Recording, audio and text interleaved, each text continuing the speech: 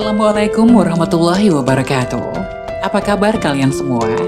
Syukur Alhamdulillah kita bisa berjumpa lagi di channel ini. Salawat dan salam selalu tetap tercurah kepada junjungan kita, Nabi besar Muhammad Sallallahu Alaihi Wasallam. Tidak lupa kami sampaikan salam sehat, salam sejahtera. Semoga kita semua tetap dalam lindungan Allah Subhanahu wa Ta'ala. Seperti biasa, kita akan berbagi kisah dari yang unik, menarik, sampai bikin nangis. Semoga bermanfaat.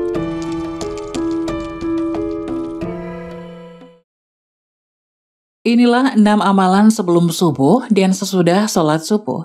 Salah satu manfaatnya adalah dipermudah urusannya.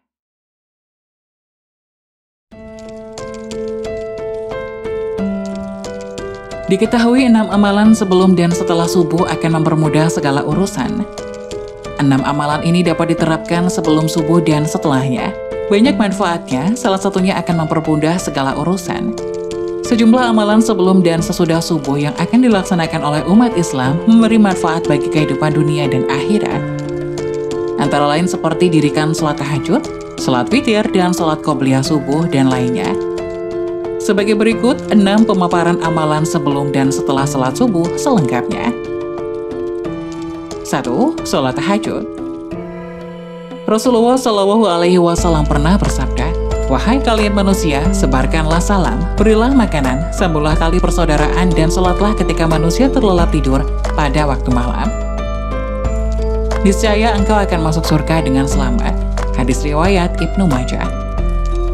Berdasarkan kitab Sahih Muslim turut disebutkan, sholat tahajud adalah sholat yang paling utama setelah sholat wajib. Rasulullah Shallallahu Alaihi Wasallam bersabda, artinya sholat yang paling utama setelah sholat wajib adalah sholat yang dilakukan di malam hari. Hadis riwayat Muslim.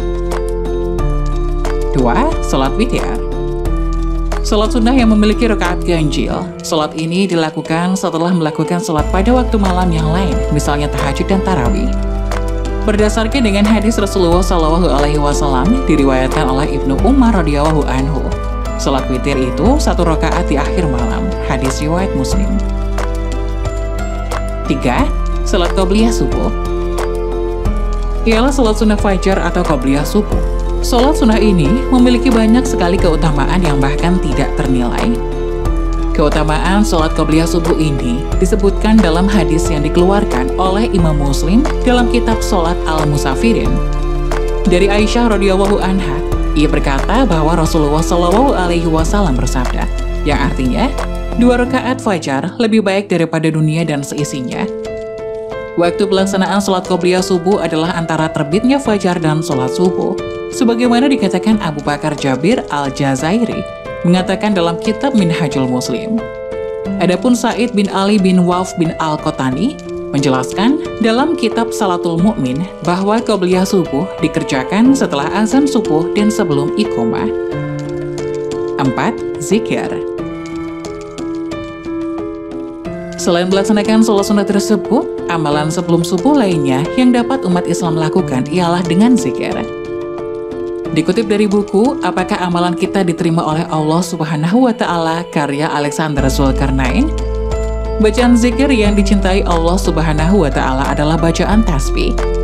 Sebagaimana Abu Hurairah radhiyallahu anhu mengatakan bahwa Rasulullah Shallallahu Alaihi Wasallam bersabda, 2 kalimat yang ringan di lisan, berat di timbangan, dan dicintai Ar-Rahman adalah Subhanallah wa bihamdihi subhanallahil azim. Hadis riwayat Bukhari dan Muslim. Berdasarkan kitab Sahih Muslim juga terdapat riwayat tentang zikir yang sering disebut dengan tasbih malaikat dari Abu Sar. Ia berkata bahwa Rasulullah Shallallahu Alaihi Wasallam ditanya tentang zikir apa yang paling utama. Beliau menjawab, zikir yang dipilihkan Allah untuk para malaikat dan para hambanya, Subhanallah wa bihamdihi. Malaikat juga menyukai manusia yang mengucapkan tasbih, yang artinya, Maha Suci Allah dengan segala puji untuknya. Segala puji adalah milik Allah, tiada Tuhan selain Allah, Allah Maha Agung dan Maha Pemberi Berkah. Sementara itu, Imam An-Nawawi dalam kitab Al-Azkar menyebutkan bahwasanya zikir yang dianjurkan dan diamalkan jelang subuh ialah zikir istighfar. Siapa yang membaca di waktu pagi dan sore, Subhanallah wa bihamdihi. Hadis riwayat Muslim. 5. Berdoa. Ada sebuah hadis yang menyebut bahwa pada sepertiga malam terakhir Allah Subhanahu wa Ta'ala turun ke langit dunia dan mengabulkan permintaan hambanya. Rasulullah Shallallahu Alaihi Wasallam bersabda, artinya, Rabb kita turun ke langit dunia pada sepertiga malam yang akhir pada setiap malamnya, kemudian berfirman, orang yang berdoa kepadaku akan kukabulkan, orang yang meminta sesuatu padaku akan kuberikan, orang yang meminta ampunan dariku akan kuampuni. Hadis riwayat Bukhari dan Muslim. 6. Membaca Al-Quran. Berdasarkan firman-Nya dalam surat Al-Muzammil ayat 1 hingga 4, artinya, wahai orang yang berkelumbun, bangunlah pada malam hari, kecuali sebagian kecil seperduanya, kurang sedikit dari itu atau lebih dari itu. Bacalah Al-Quran itu perlahan-lahan. Itulah 6 amalan sebelum subuh dan sesudah sholat subuh. Semoga kisah tadi dapat memberikan hikmah dan manfaat untuk penonton semuanya. Jangan lupa like, subscribe channel ini, agar tidak ketinggalan informasi-informasi bermanfaat selanjutnya. Sekian dari kami, terima kasih. Wassalamualaikum warahmatullahi wabarakatuh.